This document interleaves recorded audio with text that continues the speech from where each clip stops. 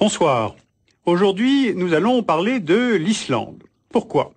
Parce que les États-Unis procèdent depuis quelques années au redéploiement de leurs bases à l'étranger, et cela concerne maintenant l'Islande, avec des conséquences sur la politique étrangère de ce petit pays.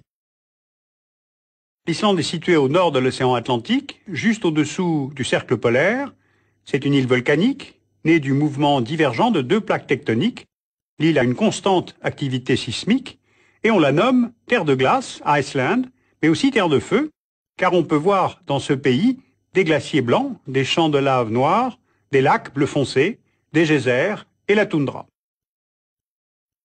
L'Islande est le dernier territoire européen à avoir été peuplé. C'est à la fin du IXe siècle que les Vikings, installés sur les îles Orcades, Hébrides, Féroé, s'établissent en Islande, et le pays devient comme une marche pour leur conquête. C'est de là qu'en 985, Éric le Rouge part pour découvrir le Groenland, et son fils, Leifur, ira jusqu'à l'actuel Canada, découvrant ainsi le continent américain au début du XIe siècle. En fait, Christophe Colomb ne fait que redécouvrir l'Amérique 500 ans plus tard. L'île est évangélisée en l'an 1000, elle devient danoise en 1397 et va le rester jusqu'au XXe siècle. Et son indépendance, acquise en 1944, en fait, est due à la position stratégique de l'île. 2500 km la séparent de Terre-Neuve au Canada, 1800 km la séparent de Londres, 2300 km de Paris, et le plus proche voisin, c'est le Groenland, qui est distant de près de 300 km. Alors pendant la Deuxième Guerre mondiale, le Danemark est occupé par l'Allemagne nazie, et l'Islande, qui est souveraineté danoise, est immédiatement occupée par des troupes britanniques puis américaines. Les Alliés, en effet, ne veulent pas laisser à l'ennemi ce point d'appui qui va alors être utilisé comme porte-avions pour acheminer du matériel et des soldats vers le théâtre européen. On peut d'ailleurs se souvenir que dans les années 20, Haushofer, le géopoliticien allemand, avait comparé l'île à un pistolet braqué vers la Grande-Bretagne ou vers l'Amérique du Nord. D'ailleurs, dès le début du XXe siècle, les États-Unis avaient envisagé d'acheter l'île pour contrôler les routes maritimes du Nord. Donc ils profitent de l'occupation du Danemark par l'Allemagne nazie pour soutenir les Islandais dans leur volonté d'indépendance que le Danemark leur accorde en juin 1944.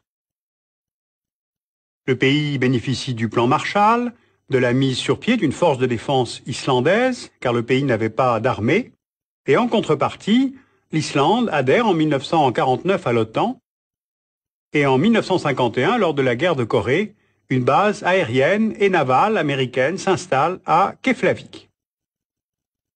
L'Islande sera un point d'ancrage tactique tout à fait important pendant la guerre froide face aux flottes soviétiques basées à Mourmansk et Kaliningrad. L'île va servir à protéger les liaisons aériennes et maritimes entre les États-Unis et l'Europe, notamment grâce aux sonars installés autour de l'île et aux deux radars de Hoffen et Keflavik. Mais avec la fin de la guerre froide et la fin de l'URSS en 1991, évidemment, la donne est modifiée. Washington réduit peu à peu ses effectifs militaires avant d'annoncer, en mars 2006, le retrait d'ici de la fin de l'année des 1200 Américains encore postés sur l'île. Alors le paradoxe, c'est que l'opinion publique islandaise a longtemps été contre cette présence militaire américaine, mais l'annonce du retrait est vécue comme un choc, en particulier dans le monde politique de Reykjavik. Le gouvernement islandais estime en effet que ce retrait remet en cause sa sécurité, alors que la menace terroriste reste forte. L'espace aérien islandais est traversé chaque jour par près de 500 vols entre l'Europe et l'Amérique du Nord. Cela pourrait faire de plus évoluer la position atlantiste de l'Islande, qui a toujours été plus nette que la position pro-Europe. Alors essayons de comprendre pourquoi. Avec un peu plus de 100 000 km², l'Islande est la deuxième île d'Europe en superficie après la Grande-Bretagne, mais elle n'a que 300 000 habitants, dont presque les trois quarts vivent à Reykjavik, la capitale. Une telle concentration s'explique par le fait que le climat de l'Islande est très dur, et seuls le sud et l'ouest de l'île bénéficient du Gulf Stream, ce courant marin chaud venu du golfe du Mexique. Cette concentration s'explique aussi par la géologie. L'intérieur de l'île est parsemé de volcans, de geysers, de 4 grands glaciers qui couvrent 12% du territoire. Conséquence, à peine 1% du sol est cultivé, 20% sert de prairie pour l'élevage, le lait et la viande représentent 46% du revenu agricole, et la présence de sources chaudes a permis le développement de la géothermie. L'aquaculture de saumon et de truites, la culture sous serre, 20% de l'électricité du pays, 90% du chauffage, des habitations et de bureaux sont fournis par cette géothermie. Le PIB par habitant est équivalent à celui de la France, soit 28 000 $ par habitant, et c'est la pêche qui fournit au pays sa principale ressource, avec une zone économique exclusive de 760 000 km². On pêche surtout le long des côtes nord et est, depuis les ports de Reykjavik, Akureyri et les îles Vestmannaeyjar. La pêche représente 62% des exportations du pays. Alors cette grande importance de la pêche influe sur les relations avec l'Europe et explique en partie la non-adhésion de l'Islande à l'Union européenne. En 1952, pour éviter une surexploitation des stocks de poissons par les chalutiers étrangers, le gouvernement islandais étend ses zones de pêche de 3 à 4 milles nautiques. En 1958, l'Islande étend la zone à 12 milles nautiques, ce qui entraîne la présence de la Royal Navy qui vient protéger les chalutiers anglais. C'est ça qu'on avait appelé la guerre de la morue. Entre 1972 et 1976, nouveaux élargissements jusqu'à 200 milles nautiques, engendrant de nouvelles tensions avec les pêcheurs britanniques et le Royaume-Uni. Mais Londres doit pourtant faire marche arrière après que le gouvernement islandais a menacé de se retirer de l'OTAN. En pleine guerre froide, l'Islande sait très bien utiliser l'intérêt stratégique de sa position. Alors néanmoins, depuis la fin de la guerre froide, le pays se rapproche de Bruxelles. D'abord, l'Islande est dans l'espace économique européen, qui avec la Norvège et le Liechtenstein la lie à l'Union européenne depuis 1992, et cela permet la libre circulation des biens, des services et des capitaux. L'Islande exporte vers l'Union européenne près de 72% de ses produits, avant tout issus de la pêche, et en importe 57% de ses marchandises. Ensuite, l'Islande participe depuis 1996 à l'accord de Schengen, qui permet la libre circulation des Européens à l'intérieur de cet espace. Ce qui fait que l'Islande est comme dans le marché unique, sans être dans la zone euro.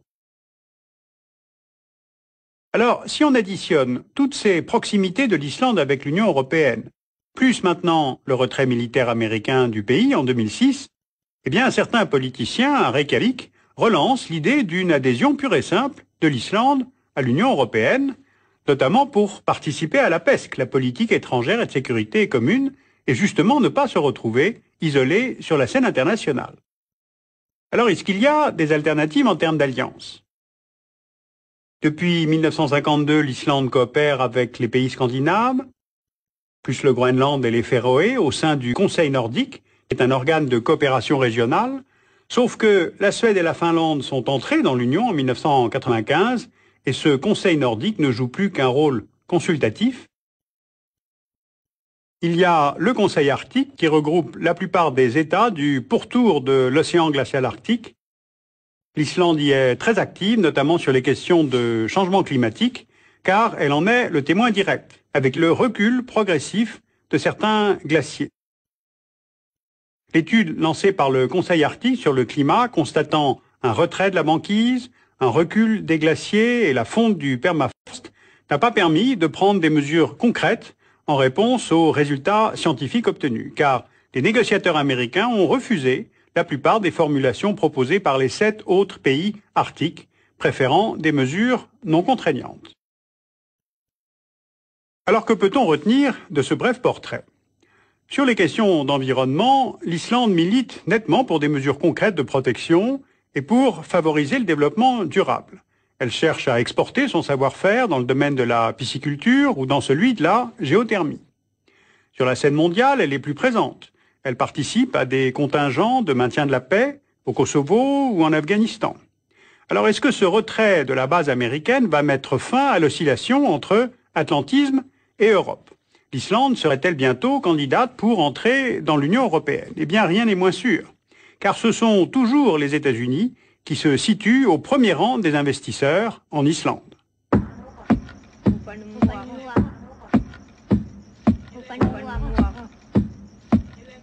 Alors vous pouvez utilement lire ce portrait de